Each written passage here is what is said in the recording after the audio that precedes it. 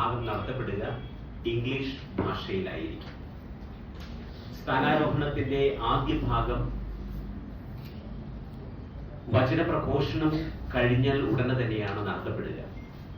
ഈ ദിവ്യബലിയിൽ വചനപ്രഘോഷണം നടത്തപ്പെടുന്നത് KCBC, അതായത് Kerala Catholic bishops കൗൺസിലിന്റെ പ്രസിഡന്റും മലങ്കര സഭയുടെ കത്തോലിക്ക സഭയുടെ മേജർ ആർച്ച് ബിഷപ്പും തിരുവനന്തപുരം അതിരൂപതയുടെ അധ്യക്ഷനുമായ കർദിനാൾ ബസേലിയോസ് ക്ലീമിസ് പിതാവായിരിക്കും ഈ വചന പ്രഘോഷണം നടത്തുക.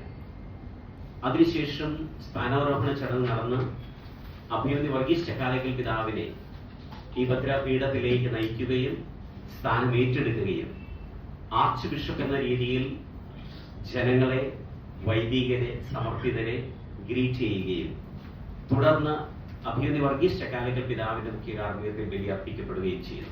അത് മലയാള ഭാഷയിൽ തന്നെയായിരിക്കും.